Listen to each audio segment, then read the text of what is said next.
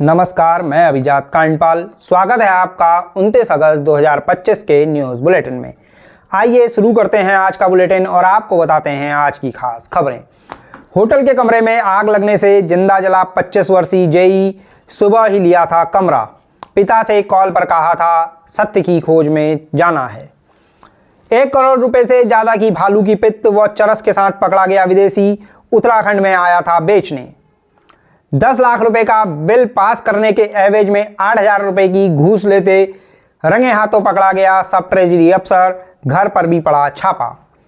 Uttarakhand high court ने कहा राज्य में फार्मासिस्ट भर्ती में बी फार्मा डिग्री मान्य नहीं, नियमों में संशोधन तक केवल डी फार्मा और राज्य फार्मेसी काउंसिल में रजिस्टर्ड लोग ही होंगे पात्र। राज्य में 6 महीने तक हड़ताल नहीं कर सकेंगे तीनों ऊर्जा निगमों के कर्मचारी, लगाया गया एस्मा। अब खबरें विस्तार से। होटल के कमरे में आग लगने से जिंदा जला 25 वर्षीय जेई, सुबह ही लिया था कमरा। पिता से कॉल पर कहा था सत्य की खोज में जाना है। हरिद्वार के एक होटल के कमरे में गुरुवार को संदिग्ध हालातों में आग लगने से मूल रूप से राजस्थान के रहने वाले एक 25 वर्षीय जेई की मौत हो गई। वह जिंदा जल गया। पुलिस ने दरवाजा तोड़कर शव कब्जे में ले लिया।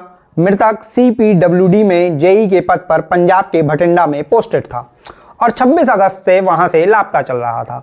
वहां उसकी गुमशुदगी भी दर्ज की गई थी। जेई अपना मोबाइल भी पंजाब में ही छोड़कर आया था।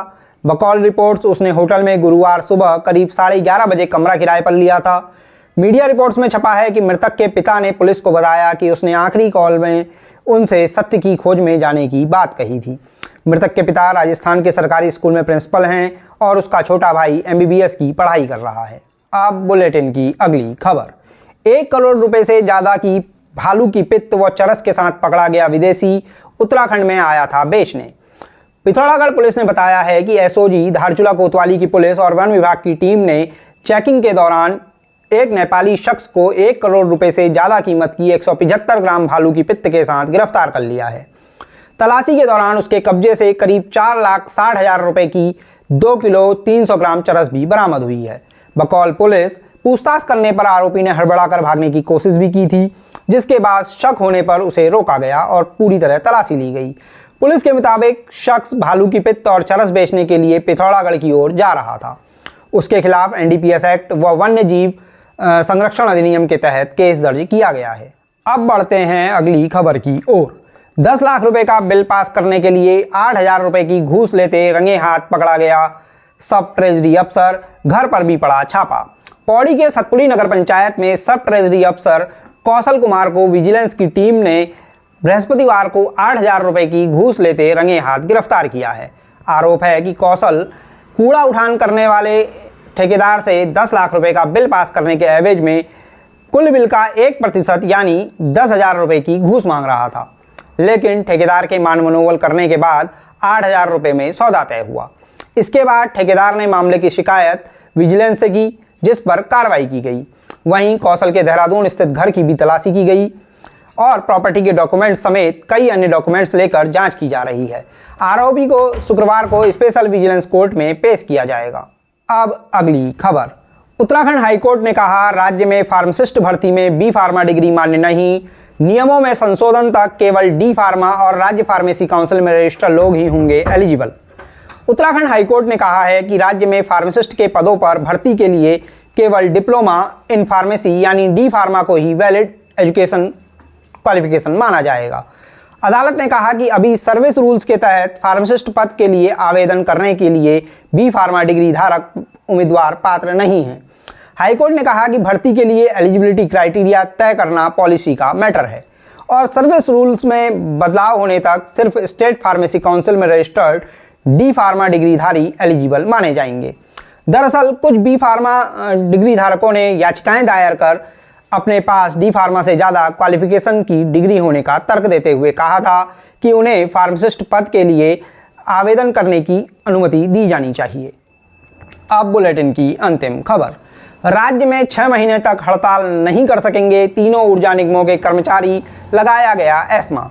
उत्तराखंड राज्य के तीनों ऊर्जा निगमों के कर्मचारी यानी UPCL, UJVNL और पिटकुल के कर्मचारी अगले 6 महीने तक हड़ताल पर नहीं जा सकेंगे। दरअसल सरकार ने इन तीनों निगमों में 6 महीने के लिए उत्तर प्रदेश आवश्यक सेवाओं का अनुरक्षण अधिनियम यानी एस्मा लागू कर दिया है। इसके तहत आगामी 6 माह तक तीनों ऊर्जा निगमों में हड़ताल पर प्रतिबंध रहेगा। इस अधिसूचना के तहत यूपीसीएल व अन्य निगमों ने भी ऊर्जा क्षेत्र के सभी कर्मचारी यूनियनों, संगठनों के अध्यक्ष, महासचिव और मंत्री, महामंत्री यानी लगभग सभी पदाधिकारियों को पत्र भेजा गया है। इसमें स्पष्ट कर दिया गया है कि एस्मा लागू होने के बाद हड़ताल पर बैन रहेगा। अब बाँचते हैं 30 अगस्त का पंचांग। 30 अगस्त को है भाद्रपद महीने के शुक्ल पक्ष की सप्तमी तिथि, जो रात 10:46 तक रहेगी। इसके साथ ही शनिवार का दिन होगा और दोपहर 2:37 तक विशाखा नक्षत्र रहने वाला है। वहीं दोपहर 3:10 तक इंद्र नाम का योग और सुबह 9:34 तक गर नाम का करण रहेगा। शुभ मुहूर्तों की बात करें तो 30 अगस्त को अभिजित मुहूर्त सुबह 11:56 से दोपहर 12:47 तक और त्रिपुष्कर योग सुबह 5:58 से दोपहर 2:37 तक रहने वाला है। इसके साथ ही ललिता जयंती व उत्तराखंड में लोक पर्व शातु भी बनाया जाएगा। तो ये थी आज की खास खबरें। आपको आज का बुलेटिन पसंद आया हो तो लाइक शेयर जरूर करिएगा। अपने सुझाव भी कमेंट कर जरूर बताइए। सब्सक्राइब करना अपना अधिकार मानिए और घंटी वाले आइकन को भी चटका दीजिएगा, जिससे आपको नोटिफिकेशन समय पर मिलते रहें। जल्द होगी मुलाकात किसी नए वीडियो में, नई खबरों के साथ, नए तथ्यों के साथ। अपने पहाड़ की धड़कन से जुड़े रहिए। तब तक दीजिए इजाजत। नमस्कार, मैं अभिजात कांडपाल। आप देख रहे थे P4 पहाड़ न्यूज़।